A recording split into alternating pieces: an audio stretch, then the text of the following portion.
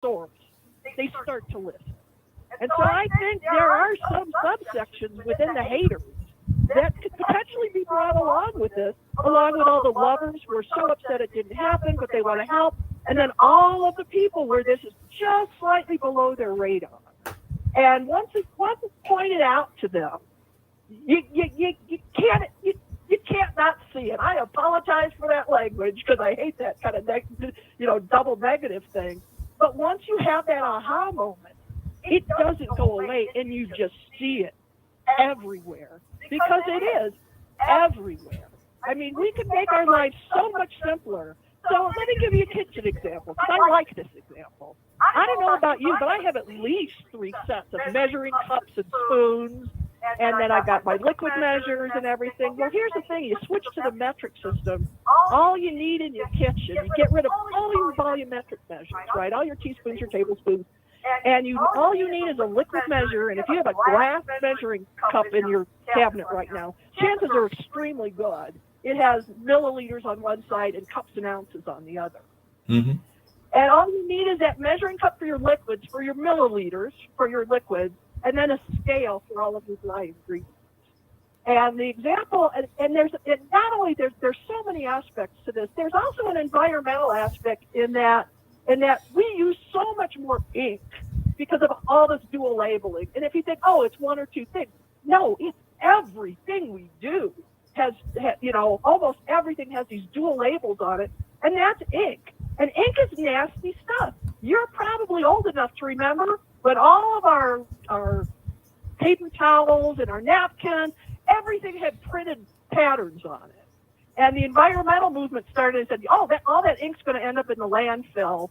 And so that's why almost everything has embossed things on it now. It's no longer printed because of that. The other piece it gets into is that in the kitchen, so I had a recipe that called for 1.5 cups of brown sugar. And I had to go, well, I want to measure out 1 cup and 1/2 cup and a spoon, and then I have to wash all that stuff. Or I went and I figured out how many grams there were in 1.5 cups of brown sugar. I took my bowl with all of the other ingredients on it, put it on my scale, zeroed it out, the tare function as it's called, so what's a zero, and then I dirtied a single spoon to put that many grams into the bowl, and I just watched, and when the grams got to where they needed to be, I stopped. So instead of taking all that time and measuring all that stuff, all I needed was a scale and a spoon. Wow.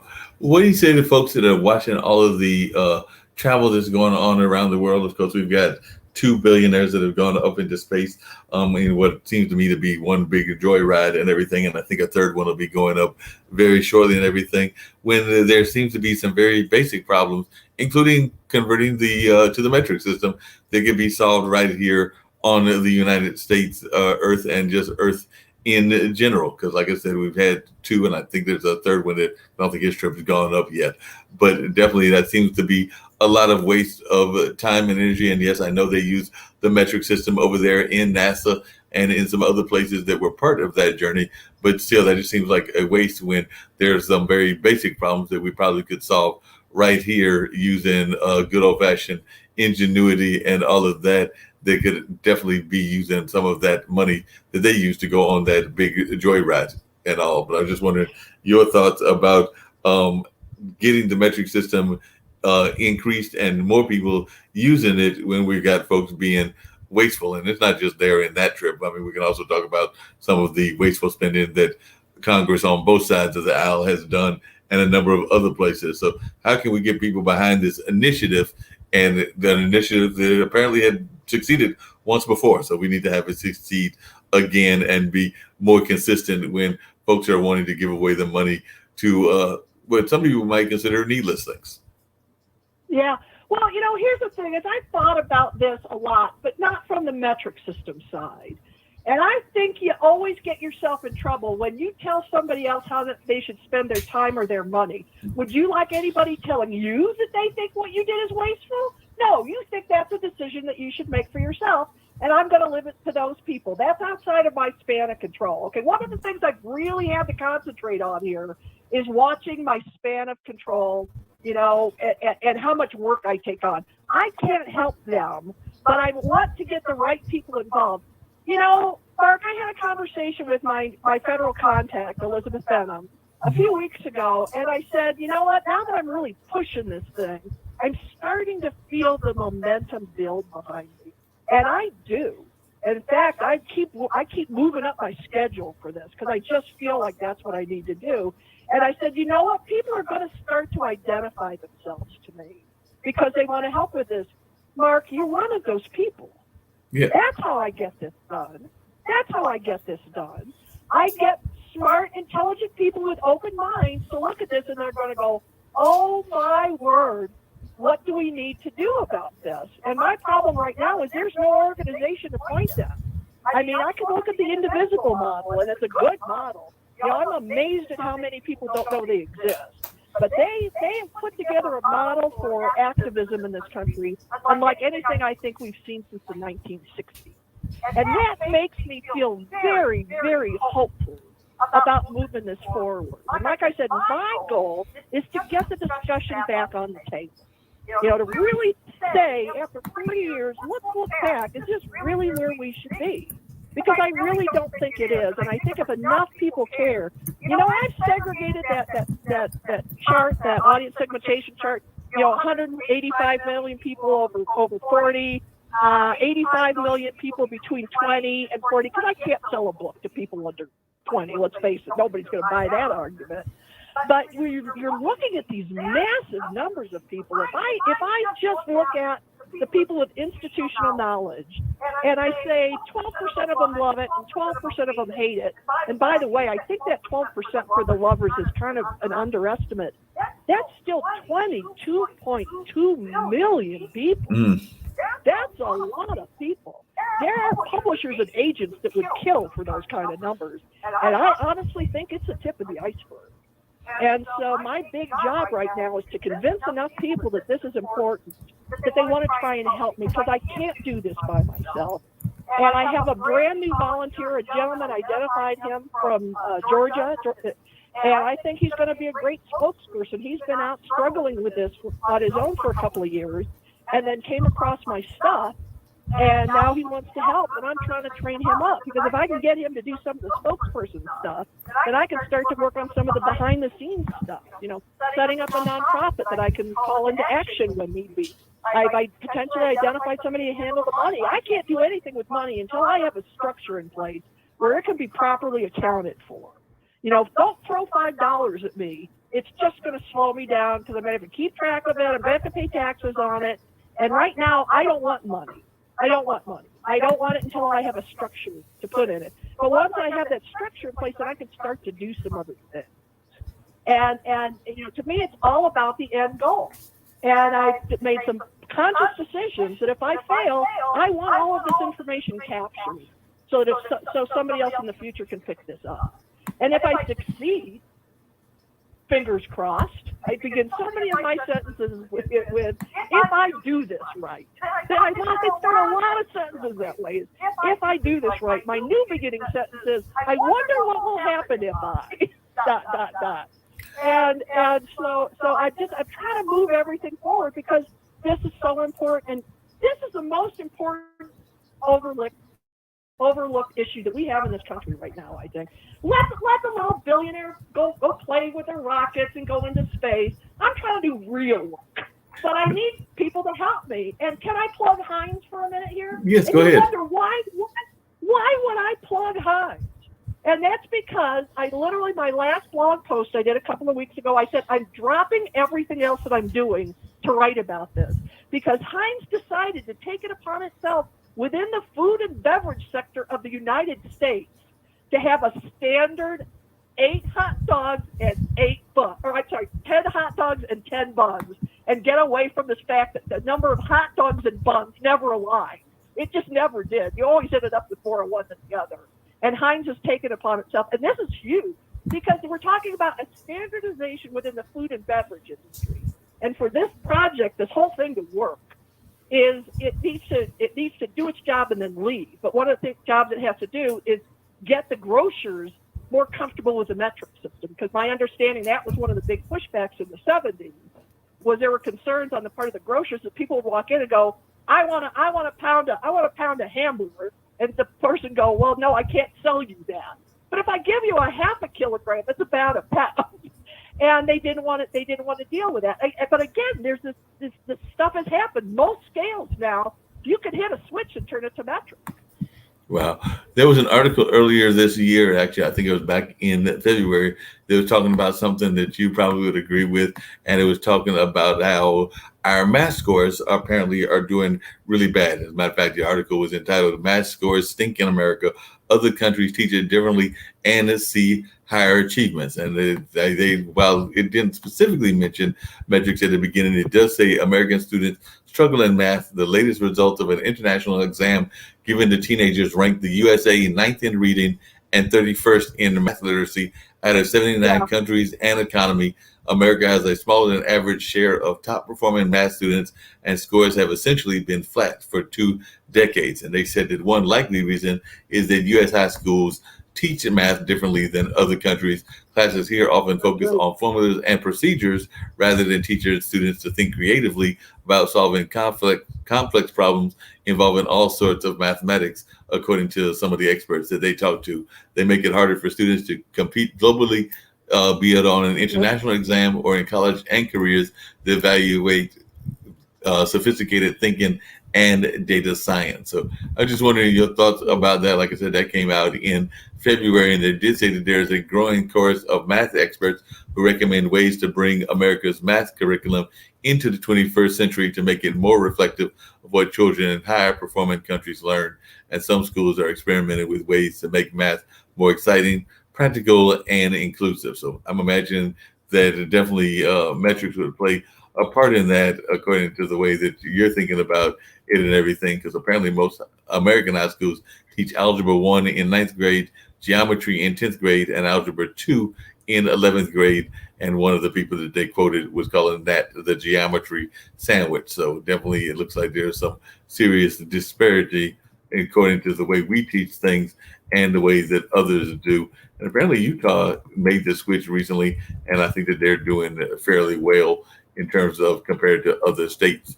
But I'd love to hear your thoughts about just the math education that we get in general.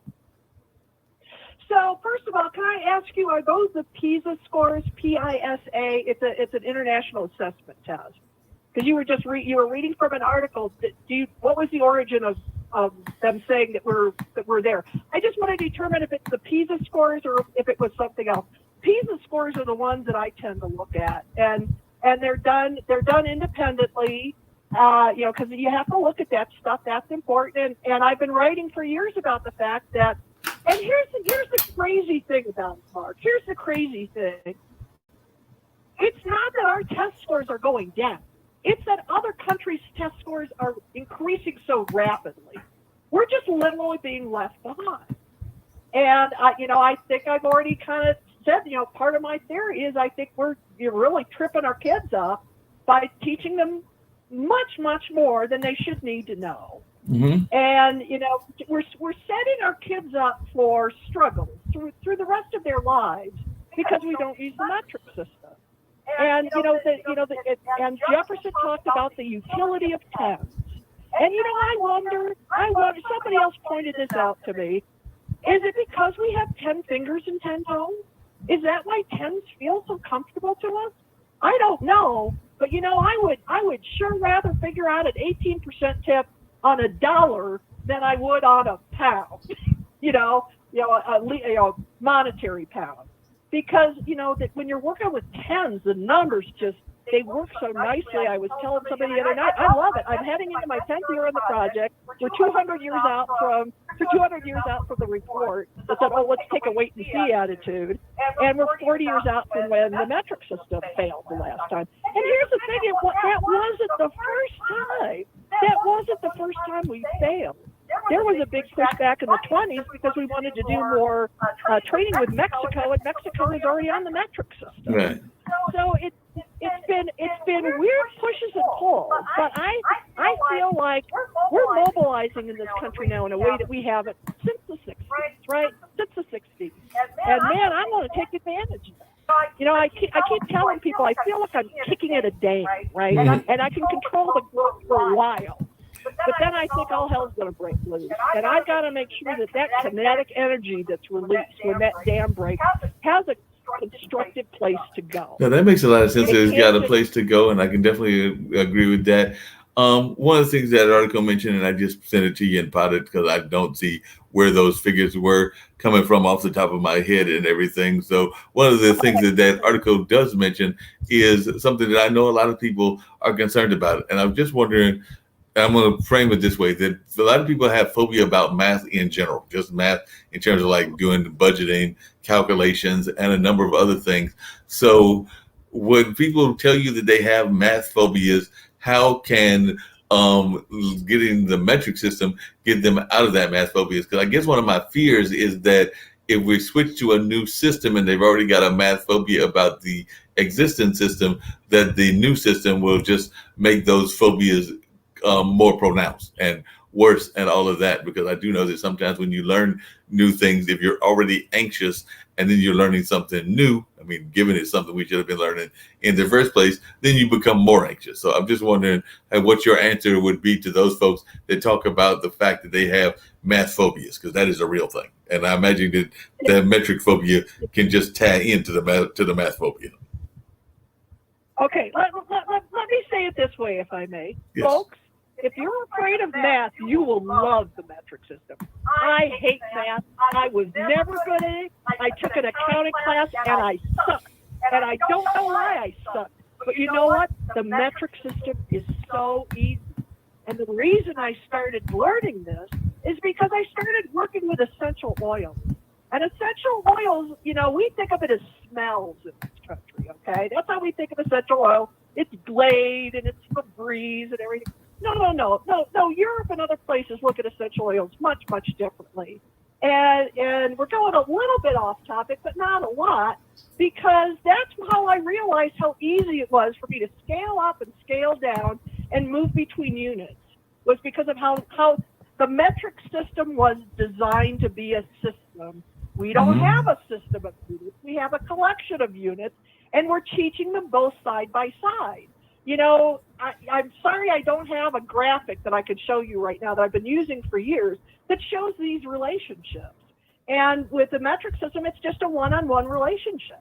But, you know, when you're talking about, you know, okay, you know, and that's one of the big things people Google all the time is people say, but I know our measures.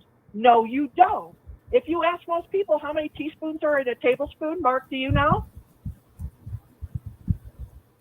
Don't look it up. Don't look it up. How many teaspoons in a tablespoon?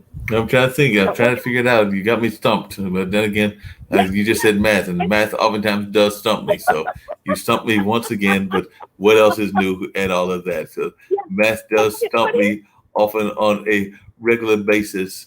You know, there's actually, and I don't know if you've teamed up with this guy yet, but when I was looking up things, not that what you told me not to look up, but when I was looking up some of these articles, one of the things that came up is there was a gentleman, I'm trying to find his full name. He's a Chicago economist, Steve Levitt, and he's actually engaged in a movement to upend the traditional math instruction. He said that high schools should consider whittling down the most useful elements of geometry and the second year of algebra into a one-year course, and the students would have more room in their schedule for more applicable math classes. Who knows? Maybe some classes on metrics. I added that part. He didn't say that. I added that part. But it says that when you talk to people within the math education industry, they call that insanely radical, Levitt said. I think most parents would not consider it radical to teach only the best of two subjects that most people don't like that much. Right.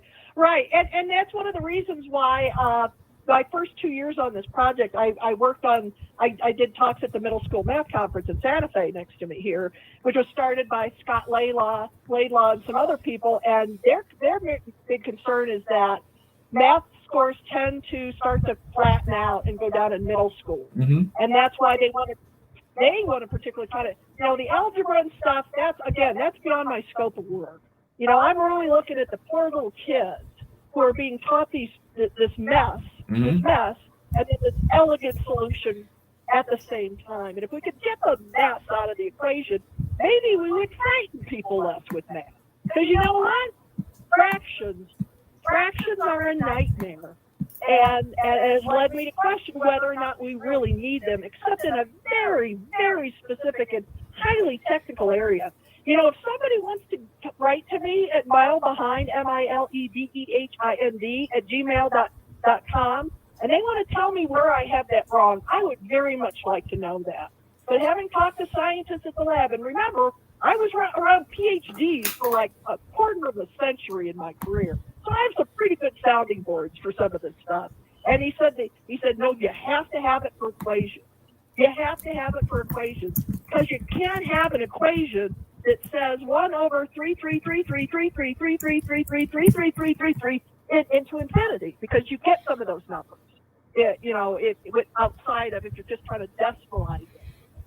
So there is a role for fractions, but I just question if we need it for more than that. Let's get that off the table. Let's make it easy for our kids to learn this stuff.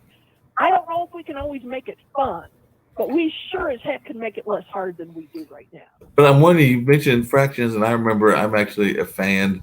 Of course, I'm much older now and don't have to watch those things. But as a kid, and definitely even as a young adult, I remember being a fan, and I still remember some of the lyrics for the Schoolhouse Rock songs. And of course, everybody remembers Mr. Bill, about explaining how bills are made. And we also remember that fraction song and a couple of other ones as well. I'm wondering if Schoolhouse Rocks ever came up with a metric song or something that could teach people the metrics. And if not, maybe that's what they need to do, is create a Schoolhouse Rocks metrics version. I like that. I like that a lot. So here's one of the things I like to tell people is, if you can imagine a yard, you can imagine a meter, because the difference between a meter and a yard is only 3 inches, right? You can add 3 inches in your mind. You've already got kilometers on your car, most likely, and there's roughly 2 kilometers to a mile. There's roughly 2 pounds to the kilogram. And I've got to get this wrong. A quart and a liter are almost exactly the same size. And, to me, the hardest thing about the metric system is temperature, because Fahrenheit works at freezing. Freezing is 32 degrees, right? So it's above zero. So 32 degrees is freezing and 212 is boiling. Well, in the metric system, it's Celsius, and 100 is freezing, or 0 is freezing, and 100 is boiling. Well, it's a very different scale than most people are used to. Yes. And I had a problem with it. But you know what? There's a poem. Mark, there's a poem. 30 is hot, 20 is pleasing, 10 is cold, and 0 is freezing. And so what that does for me, the minute I see a negative number, I know it's freezing out. I don't have to go, let's see, it's 16. 16 is below 32. Oh, it's freezing up. You take the math right out of the equation. But you're right. That is the one that I get thrown off by, is the metrics when it comes to weather, because, I know that we've been going through this heat wave. And so when friends of mine have told me that it's 115 in, like Nevada, and in some cases, I think like 107 in Montana, and like 100 and whatever in California and everything, I had gotten so used to hearing those temperatures and even having a feel for what those temperatures feel like from being here in North Carolina, where we can definitely get into the hundreds, particularly during the summer months and everything, that it does get a little confusing when, you hear the weatherman, and the weatherman is saying, that out in Arizona, it's 32 degrees today. And then, your mind automatically goes, 32 degrees, that actually sounds pretty good. That sounds like almost downright cold. But then you have to remember that he's talking about 32 Celsius and not 32 Fahrenheit. So you do have to do that adjustment, because sometimes that adjustment in the weather forecast does throw you off. And I do think that they are one of the folks that give you, not all, but quite a few weathermen give you both temperatures, both Fahrenheit and Celsius. But definitely that does sometimes throw me off if I'm hearing somebody give a temperature that is only in Celsius, because even in doing some cooking, and I do not claim to be a master cook, but even in the cooking, sometimes if they're saying, to get the temperature at 32 or 30 Celsius, something like that, then you're sitting there going like, wait a minute, so you want me to keep it cool? But then you have to remember that's not what they're asking you to do. They're asking you to get it a little bit beyond boiling and all of that. But yeah, that's one of the cases where the conversion to metrics might take some getting used to and adjust it to. Not saying it can't be possible, but that's one of those cases where it might take some adjusting, just like I imagine it would take some adjusting at the gas pumps as well. Yeah. Well, and that's the thing is you just need a mind shift. And I think I said this already, but I think I need to back it up a little bit more. And I said that in about 6 months, people will wonder what all the fuss is about. Right. Well, the reason I say that is because I researched that too, Mark. Probably not terribly surprised, but I've researched that too. And the example I'm using is from a book, and it had to do with, I can't think of the name of the book right now. I read a lot.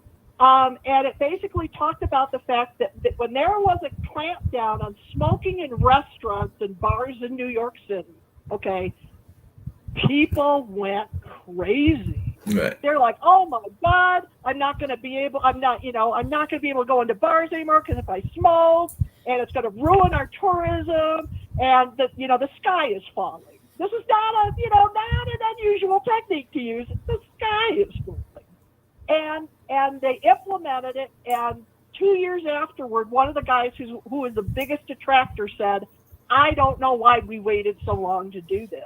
Mm-hmm. And I think the same thing is going to be true with the metric system. Because, the people go, oh, this will never happen. I go, oh, you really don't think you're smarter than 95% of the world who's figured this out? Do you really want to tell me that if America decides they want to implement it, we don't have people smart enough to do it? I would counter to you that is incorrect, because I've worked with some of those people, and they're pretty amazing. By the way, I saw that Tawana Anthony had been on earlier, and my friend Tim Sohn was joining us from Pennsylvania. So he was checking in from the world of Pennsylvania. And I see that Tawana actually is in DC, and she's in the school system, even though she's originally from Louisiana. So we do have people checking in, and she actually does a show that is actually in the process of getting ready to air shortly here on this network and everything. And that's the show that she does every Monday that focuses a lot on education and the education system. So I'm sure, as well as just news in general, and I'm sure that she'll have some amazing things going on in her show as well. So always glad to give my network mates some shout outs as they do some amazing programs on the network, and always glad to give them a shout out. I know one of the things that Tim teases about, and he's oftentimes involved in a lot of things on LinkedIn and other places, is that he lives in the part of Pennsylvania that is more rural than other parts of it. Like a lot of times when we think about Pennsylvania, we think about, of course, Philadelphia and some of the other bigger cities, but he actually lives in a more rural neighborhood and has got some young kids and all of that, 2 daughters, as I recall. But I'm sure that he would probably be wondering about the nature of the importance of the metric system, even to rural folks. And I'm thinking that they would have to change as well, those that are getting into farming and other industries, as they get ready to deal with a variety of things, whether it's dealing with the crop, or whether it's just being out there, as he calls it, with the bears and the deers, and I forgot what other animals he claims that he's out there with. And of course, he's been dealing with some things of his own. I'm hoping that he's going to join me Wednesday, because we're supposed to have a lip sync battle that we're supposed to be participating in, but we've had to stall for 2 weeks because he's not been feeling that well. So I'm hoping that he's getting better and is prepared to go head to head with Team Bancy, which is Nancy and Brian, as we go as Team Tark against them and everything. So I need Tim in good health so that we can take them on in that competition. So for folks that are listening in other parts, and maybe they're thinking, we've been having this whole conversation about metrics, that's good for them city folks. But what does it have to do with me? I'm over here in the country with my bears and my tigers and all of that. Or that's all good and dandy. I'm over here in another part of the country that isn't as urban or whatever. Can you maybe talk to Tim or other people that are watching from the rural parts of the nation as to why metrics should be important to them as well? Because they would have to change also. Because I know that some of our farmers, and I'm not saying that Tim's a farmer, he's actually like me, a streaming producer, and does a lot of other kind of things, but he does have folks in that space, and his wife is actually a teacher. So I was just wondering if you could encourage those folks that are maybe dealing in agriculture to get involved in this move for the metrics? Because I do know that as right now, I think quite a few of those farm systems are done the old-fashioned way. Well, I haven't explicitly looked at the rural part. We were talking about costs earlier. Do you have any flippant idea how much money we spent looking at this problem back in '75, and we dropped it? And Right. every time we try and we drop it, and we try it and we drop it, and we have to constantly make these shifts. It costs time and it costs money. I don't know how agricultural products are distributed. If they're either coming from or going to an international market, then it's already got the metric units on it already. And if they were using this amount now and they can look at the bag and go, oh, that's this now, then it really shouldn't be that big of a thing. The other crazy argument that I hear, kind of run out to confuse people is like, oh my God, we're going to have to change everything that we have because it won't be metric. You know what? Your table can stay exactly the same size that it is now. You just use the other side of the ruler. That's all you have to do. Just use the other side of the ruler, because chances are good most of your rulers are going to have metric units on one side and U.S. customary units on the other. Although I did find out that there is a place that sells. I won't mention a product name, but it begins with W. Okay. And you could actually buy, huh? No, you were saying that it begins with W, and you were saying a little bit about the product and what it entails. So I was, unfortunately, a sneeze came through. Oh, okay. Yeah, because apparently, there are some rulers that don't have metric units on it. And I was at a Office Depot or something, and I said, I can't believe these rulers don't have metric units on it.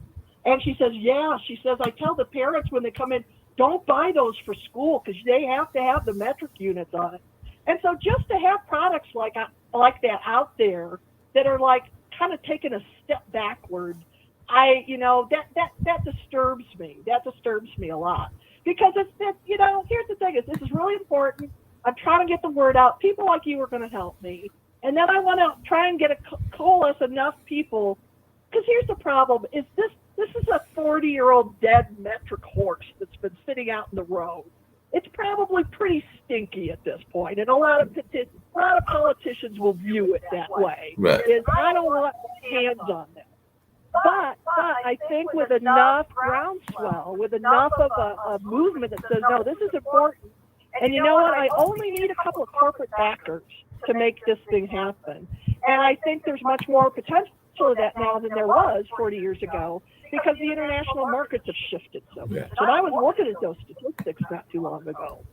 How these markets have shifted in the last 40 years. And we export so much material. And it could be food, it could be other things too. And so we have to dual label those things anyway. It would be much easier for those companies if they got rid of that. So there actually is some potential impetus within the manufacturing sector, which is why I thought it was so important that Heinz wants to set some standards. And the other thing I'm really looking hard at now is standards.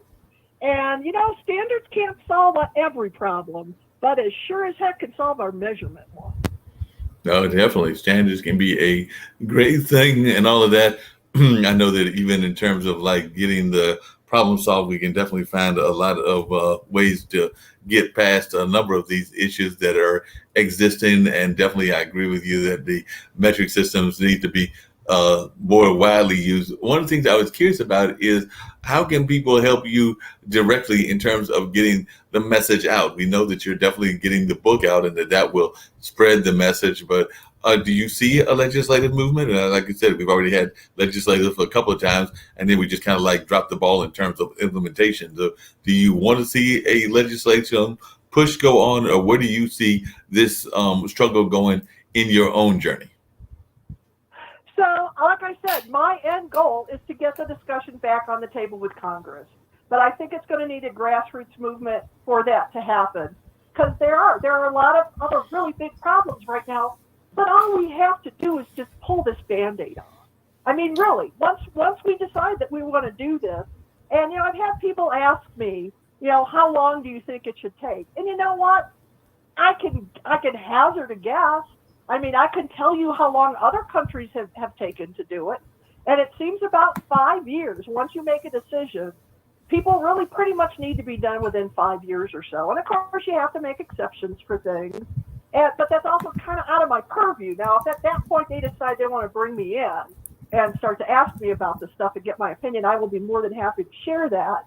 But like I said, my goal is to get enough people caring about this that they want to do something, and then I want to try and direct them in the right way so that change can happen. Yeah, and definitely sounds like you're going about it in the right way, is creating that change and making sure that change happens any way that it can. And too often we don't do the things that we need to do to become change agents. So, definitely sounds like with the metric system, you are doing a great job of being a change agent.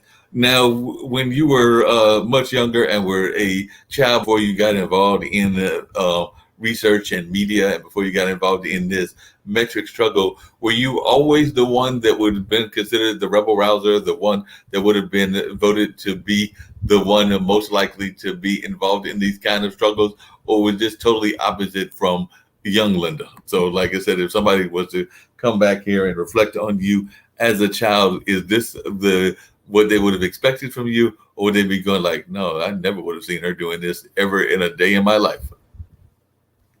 Well, first of all, I should let you know, none of my friends are surprised by this at all. Because I've taken on huge projects. I mean, huge projects.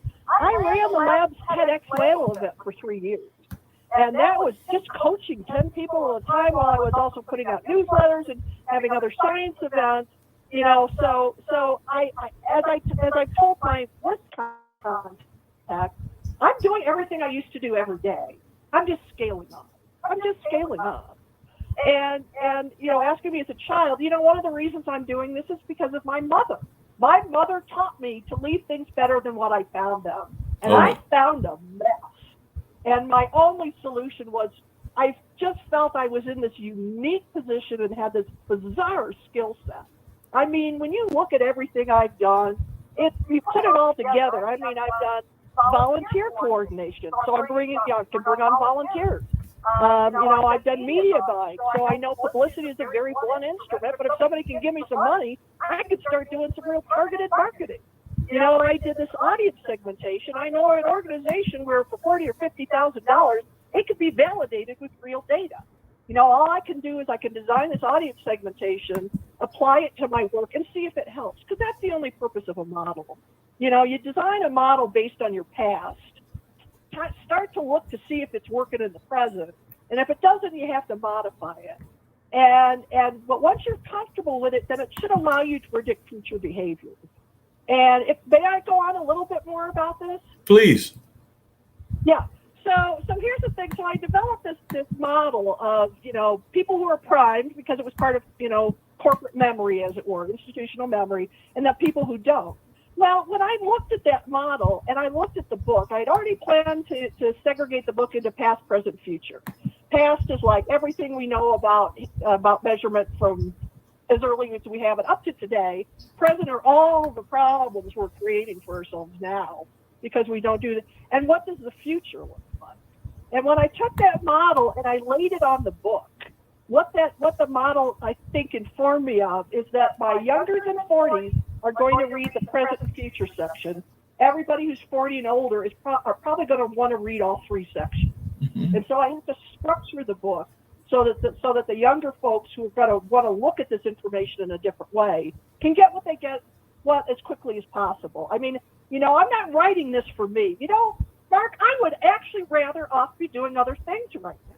I have other books I would like to write. I have other projects that I want to do, which is why I've made this a project. And Mark, I've decided if I can't get a huge amount of traction on this thing by next October. And why October? Because October is the week in which National Metric Week falls. Right. It's the week that has 10-10 in the week. And if I can't get a big enough push on this thing by next October, then I'm going to have to walk away, and it's going to have to wait until those audience segmentations shift. And some of the older people who might be prejudiced against this, for lack of a better word to say, leave the system. And the younger people who aren't carrying this baggage with them, they may have to become the larger population. But and I learned how to do this stuff by watching people do it at the lab, and at times being called upon to do it myself. So I've been handed this unbelievable skill set. But if I feel like if I don't do something constructive with it, I've just pissed it away, frankly. Makes a lot of sense. It sounds like you definitely got some great ideas in ways that it should be handled and all of that, and definitely some amazing ideas that folks need to be engaging in and all of that. I know one of the things that we always get folks to do as we wind down the show and try to end it around 6:30 or so is try to get folks to have an idea of where they can be reached at through social media. And of course, it is an international platform, so we'd love for folks to know your thoughts about words of positivity and words of encouragement that you would like to leave folks with and all of that, because that's one of the things that we do on a regular basis is we allow folks to give their words of encouragement and positivity to our international audience, but also let folks know how you can be reached through social media for those folks that want to help you in this tremendous endeavor. So the best way that people can help me right now is to subscribe to my mailing list. Because one of my heavy lifts on this thing is I have to convince agents and publishers that they want to deal with this.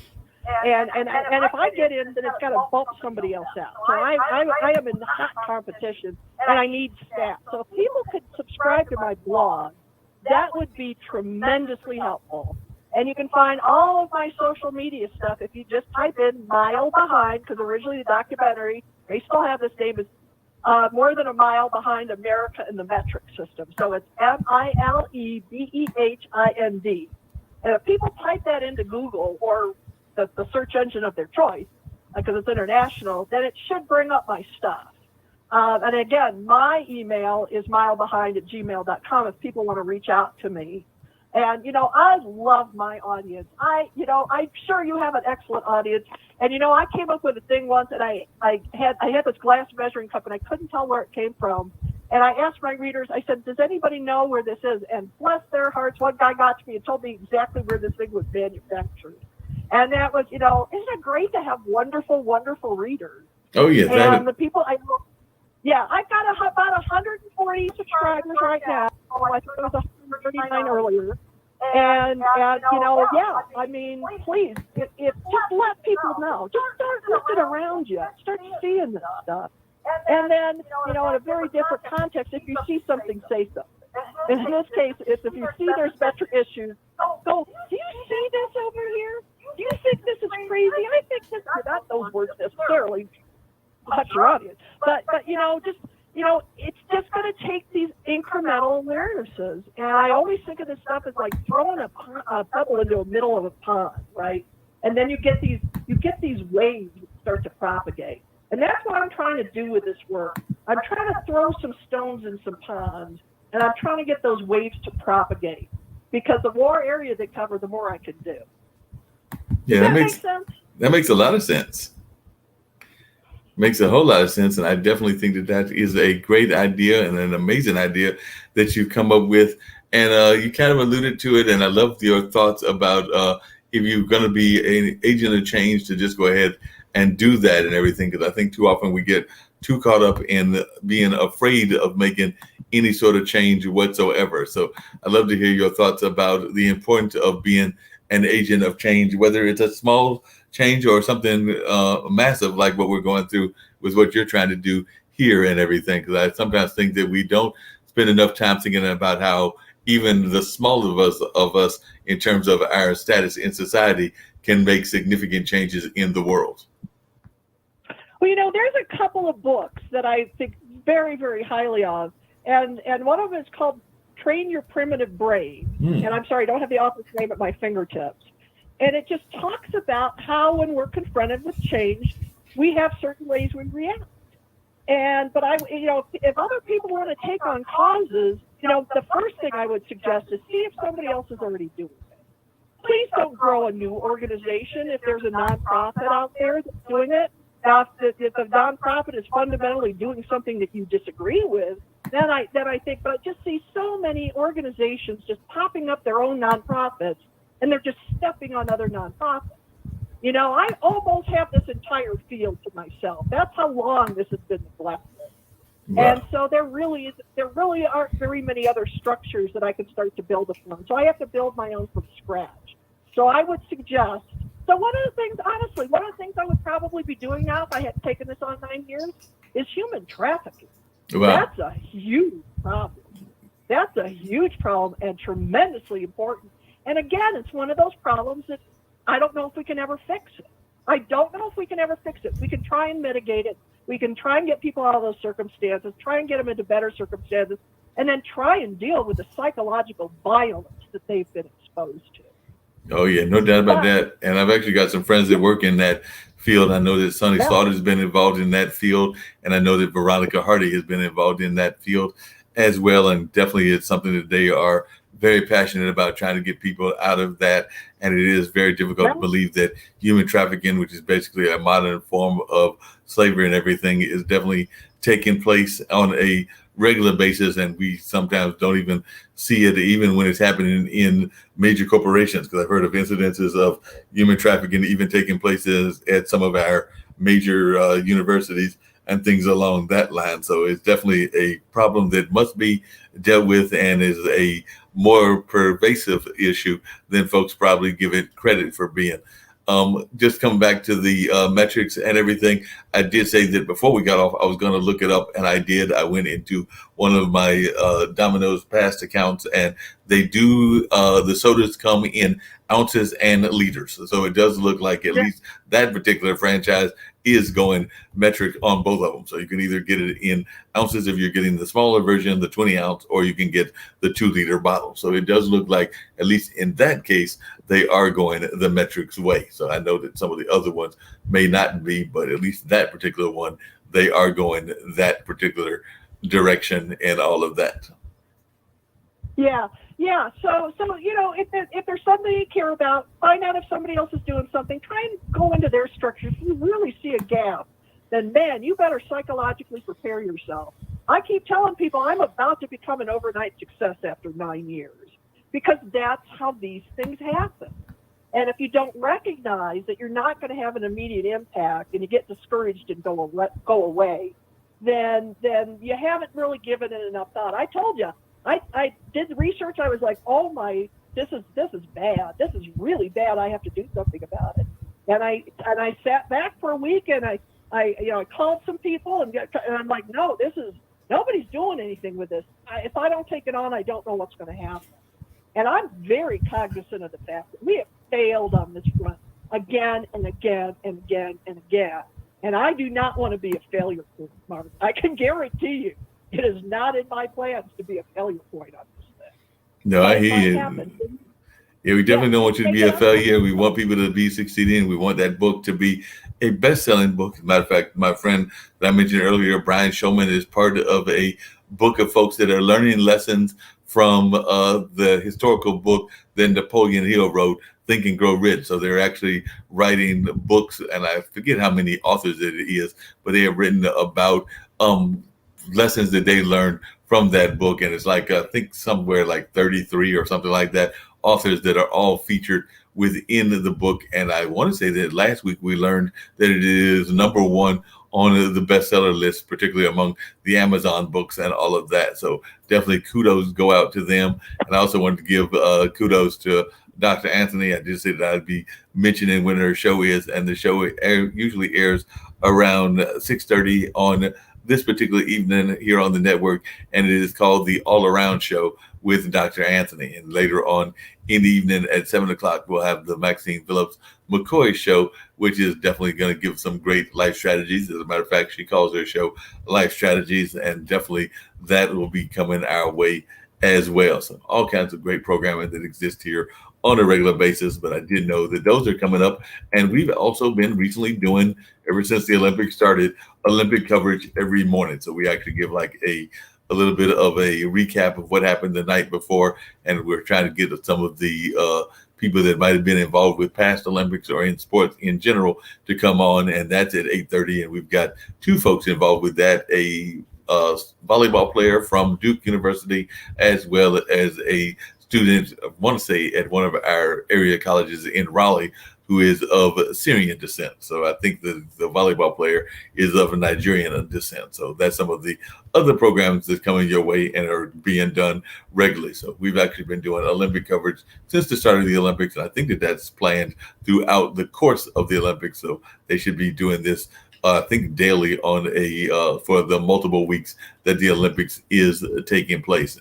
Like I said, it's been interesting even seeing how the metrics is played into the Olympics. So I've been watching some of the sports, and they've definitely mentioned some metrics amounts, particularly when I watched the swimming race, and even when I watched some of the other sports that I don't, like I say, usually watch. Like I'm not a big person that's going to be on water polo every day, but I did catch one of the matches over this weekend. I think I caught a couple of the volleyball matches, or at least portions of them, and those are always fun and exciting. So as we're heading out the door, are there any Olympic sports that you're big fans of, and are there any words of not just encouragement, but final thoughts that you would like to share with our audience that is a global audience? So we do have folks that are in those other countries that you're talking about that are totally about the metrics and already on the metrics on a regular basis. So I guess the quick question I've got is, are there any Olympic sports that you're catching these few days, or any that are exciting you, and also any final thoughts that you might want to share? Well, I love swimming, and it's interesting because here in Los Alamos, we have one of the few high altitude Olympic sized pools in the country. Wow. And because we're over 7,000 feet, we actually have athletes come and train here to get used to the thin air. Because if you can operate maximally with thin air, when you go down to sea level, you have a huge advantage. So we do have some people come. So I love swimming. I grew up in kind of a sports household. My dad was actually a minor league baseball player for the Cleveland Indians. Okay. Yeah, he has. I looked up his record once. He has a record, and tennis was a big thing. Bowling was a big thing. Detroit. I grew up in Detroit. It gets cold. You need stuff to do inside in the winter. Right. But so I do like sports. I think it's very exciting. So if I had a thought to leave everybody with is, be careful of your thoughts. Right. Because your thoughts inform your thinking, and if you're not paying attention to where those thoughts are coming from, they might not be coming from a good place. So if you hear a lot of discouraging things, I suggest you see if you're getting those more. And if you're getting a lot of them, maybe you need some behavioral change. But otherwise, don't carry other people's voices around in your head telling you can't do something. No, that makes a lot of sense. I do have to tease you, but just really quickly as we walk out the door, because I mentioned it earlier at the beginning, but you are over there in Los Alamos, and a lot of times when people think of Los Alamos, they oftentimes think about the UFOs and whether we're the only ones here in this great solar system or not, because I do know that Los Alamos has been involved in a lot of that research as well. But I'm thinking that if you told me what you knew, you'd probably have to come and get me, because there's probably secrets that you can't reveal. I can tell you, are there UFOs? The government is now saying, well, maybe there are. What I can tell you is that I went to a birthday party for a satellite. Because one of the things that the laboratory does is remote sensing. And one of the reasons it has to do remote sensing is to make sure that we know as a country, anytime if somebody says, we just set off a blah, blah megaton bomb, we have people who go, did they really? And who look at that stuff because, and here's the thing is when you put a satellite up in space to look down on the Earth to see what people are doing, particularly maybe clandestine nuclear things, turns out you can put a little lens on the back and look behind you too. So we have people doing a lot of research on black holes and deep space stuff. And it's interesting because it's not my milieu because I'm not a scientist, but, they go out of their way to give these scientists things that they can work on and talk about because there's so much of the work that they do they can't talk about and their families can't visit them on site. These are secure sites. Security clearances aren't easy to get, and Mark, they shouldn't be. Right. So no, I can tell you, I have literally gone out of my way to make sure I didn't learn anything classified because I don't have to protect it in my head for the rest of my life. Right. And that's what those people to do. And because I communicated with the public so much, there really wasn't anything to know. But I will tell you this. Here's my final thought. We had a huge fire here back in 2000, and there were concerns about materials on laboratory property, particularly explosives materials. And the head of our Environmental Safety and Health Division got up and said, you know what, these things are so well protected that if a fire comes through here, it will just burn over the top. It'll just keep going. And as soon as he said that, I knew that was true, because I had been in all kinds of meetings with these people about other environment safety and health things. And the problem is, if they decided they did need to take it, where the heck would they put it? How would they protect it? So it was literally safer where it was than if they tried to move it someplace else. And believe me, these people are thinking about this stuff all the time. No doubt. They're definitely thinking about it all the time. It's definitely on their minds all the time. You have been a great guest. Next time I have to get you on camera and everything, but definitely have been enjoying having you on. We've learned a lot about the metric system, and I definitely want people to actually get involved in your book project and to definitely help you as you try to get us to convert from the old ways of doing things to the metric system. But as I oftentimes tell folks that come on this show, do know you have a home here, and at any time you want to come on to share your stories, whether it's around the metric system or around some of the other issues that you are passionate about, you definitely have a spot that you can always come here, whether it's this particular show or whether it's some of the other shows that I do here on this network or on the audio podcast that I do on Monday evenings, or a number of the other platforms that I have as well, and even platforms that friends of mine have also, because I also produce some shows that I am not the main host of. But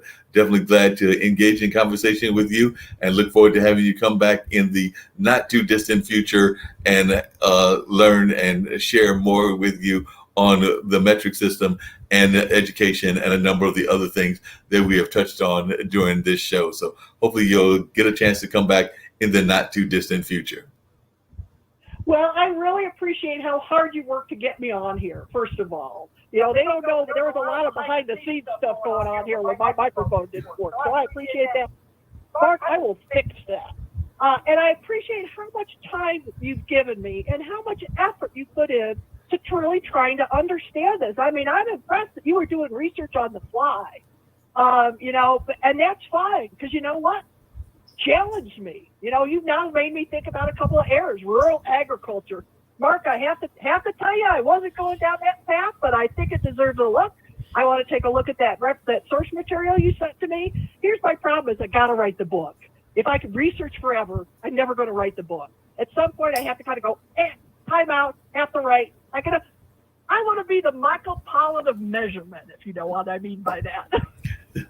Definitely. And I know that there's some amazing folks. I mean, if nothing else, you could be the Michael that you mentioned, or you can be the Carl Sagan of measurements as well. There's a scientist that I have a great deal of respect for and all of that. So there's been a number of other ones as well. If we want to go science fiction, you can become the Isaac Asimov of mathematics and metrics as well, because Isaac wrote a whole lot of books and wrote them on a whole lot of different subjects, or even maybe the Alvin Toffler of metrics as well. And of course, we know he wrote that book, Third Wave, and everything. So there are a number of folks that you could emulate as you're continuing on this book journey. And there are definitely some folks that would have had tremendous success writing about scholarly topics. Yeah, I just need to get a PhD before I start to compare myself to those folks. I don't have a PhD. I'm not a scientist. I'm a writer. There's nothing wrong with that. I mean, I don't think Hunter S. Thompson had a PhD, and he was definitely a well-known writer and all of that. That was the guy that wrote the Fear and Loathing kind of books, and he was immersed in the lifestyle. But like I said, that's a whole other kind of journalism, because he became immersed in the lifestyle. Some would say he became overly immersed. Yeah. Well, like I said, I thank you so much for all of your time and all your attention. And thank you for helping me get the word out on this. I'm literally looking for amplifiers in my surroundings to try and get this message out. And I want you to know, since you helped me early, if things start to get hectic, you get first dibs on me, Mark. You get first dibs on me. Sounds great. And That's what I could. I don't have a lot to offer right now, but I can offer that. Well, I appreciate it. Yeah, and I'll probably drop this stuff that I'm doing right now to write about this, because I want to, this all boats rise, right? I want to promote you. I want to help you. You want to help me. Let's get enough people together who want to help, and we can do some amazing things. Amazing things. No, there's no doubt about that. That's actually what I was just saying to the guest on the show that I did earlier today. And we were talking about that, about how we can create a whole change in society when we tag team and create these powerful voices and share our voices and all of that. So I'm glad to know that if ABC, CNN, or any of those other anchors call you after you have the book, that if I call you, you're going to give me first dibs over them. So I've already got that established. It's out here in the world that if CNN calls Linda, but I get dibs over CNN. So I'm glad to know that. Yep, you will. Because you know what? I want to help the people who help me first. The other people are important. Don't, but honestly, if you call me and CNN calls me, Mark, I will take your call. Well, I definitely appreciate that. That means a lot to me and everything. So on that note, I'm going to drop this particular phone call, since we were doing it the old-fashioned way, but we did get out so that people could hear you and all of that. And I'm going to take a brief breather before I have to do one more show. But that's going to be my call-in show, and I don't even know if there's a guest call-in. So as I told my business partner that I do that with, this might be the world's shortest show, or it might be the world's longest show, because I really don't remember whether I booked anybody or not, because he called me at the last second. Because usually if that happens, we just banter back and forth for maybe an hour and a half or 2 hours and have a great conversation. But he got called into an emergency meeting. And since he works in the judicial system, in terms of like the correction system, I'm not going to try to interfere with that. So when Dean told me he had to have an emergency meeting and a mandatory meeting, I'm like, well, I will jump on the call at 7 o'clock. And if I've got a guest, we'll have a conversation. But if I look at the 7:30 mark or the 7:45 mark and it's starting to putter, then it will putter out and it'll be an abbreviated show, because that's the great thing about this podcasting networks and the podcasting world, is that in some ways we get to create our own rules. So that's one of the things I love about them. So once again, Linda, I want to thank you for being on. And on that note, I'm going to get on out of here so I can at least have a breather and maybe a cup of water before getting ready to start the next program. Well, you have a great evening, and thank you again so much for your time. It just means everything to me. It just does. No problem at all. Have a good one. You too. Bye-bye. Bye.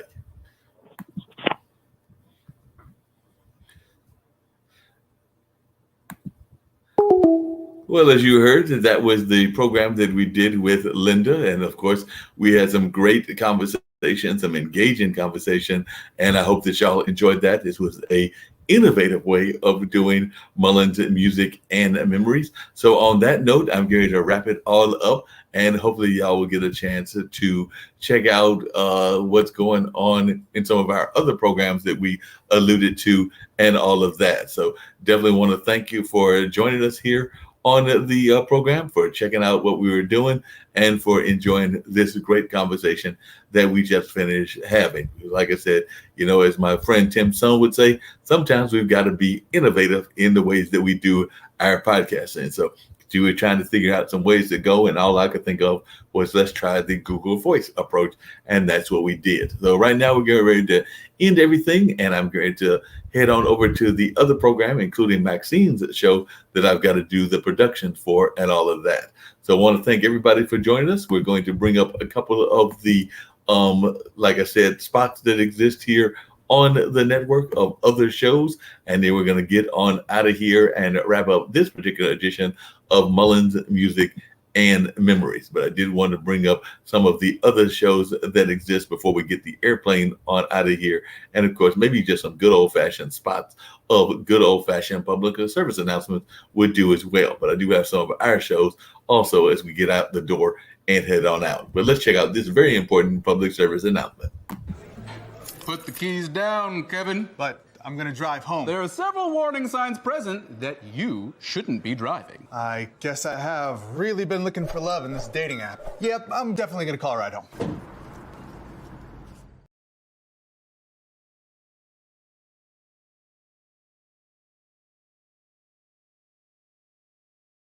What's the coolest thing about your job? Engineers take the very best of science and technology and solve problems. Did you know all that stuff when you were my age? All I knew is that I really liked math and I really liked science.